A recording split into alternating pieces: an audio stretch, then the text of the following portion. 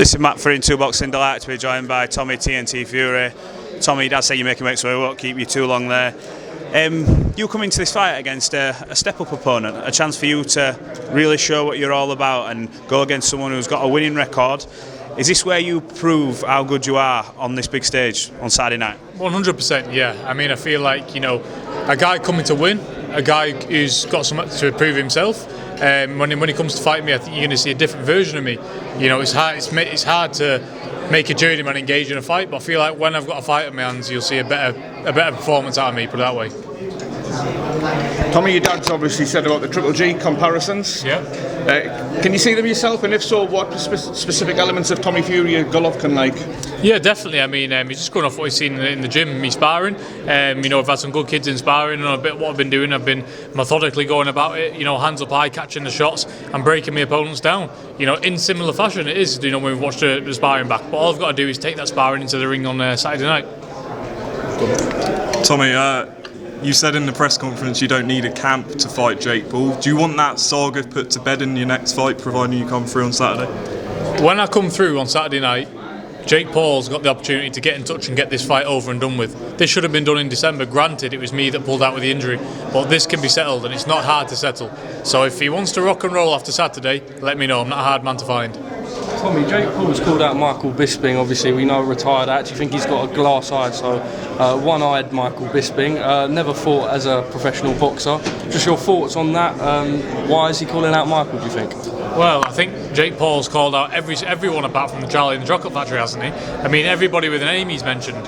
All this stuff that he's going on about. Anyone with a tiny bit of clarity, he's mentioning. You can't take what Jake Paul says seriously at all. The man's a fool, the man's an idiot. How many rounds would it take for you to knock out Jake Paul? Exactly like I said back in December, one round. Not even training for him, he's useless. Tommy, have you got anything special planned for your ring walk? Because it's going to be special in front of all them fans. Yeah, it's good. I mean, I'll be in the zone. I've got a hell of a song playing. Definitely happy with the song choice. So I think everybody's going to up bouncing around. So can't wait till Saturday. Tommy, can I get a specific prediction for the main event? Yeah, I don't see the main event going past 6 rounds. The way Tyson's looking in the gym, I feel so sorry for Dillian Whyte, and I just don't see him causing Tyson any problems whatsoever. Tommy, is there a part of you that wants to draw a line under the whole Jake Paul thing so that you don't get drawn into just being that type of fighter who's looking for that YouTube kind of payday? Yeah, I mean, listen, at the end of the day, I'm here and I'm fighting legitimate boxers who have fought all their life. I'm stepping up on Saturday. I'm not fighting retired UFC fighters, and that's that. But like I said before, I'm not a hard man to get hold of. If you want this fight, which he needs, or judging on the last pay-per-view numbers, if he wants the big numbers, he knows where to come. Fury's the biggest name in boxing right now. In boxing terms, he needs us.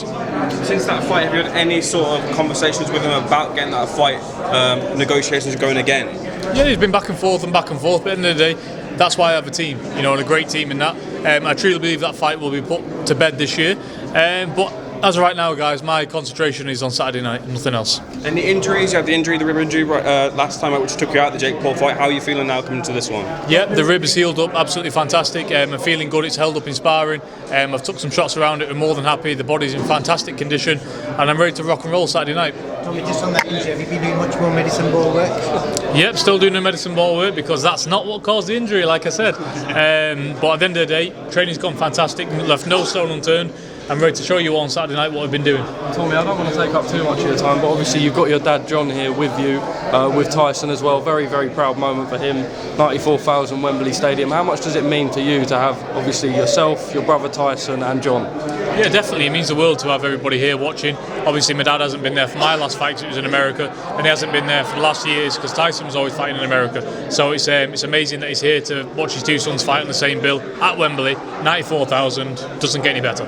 Cheers.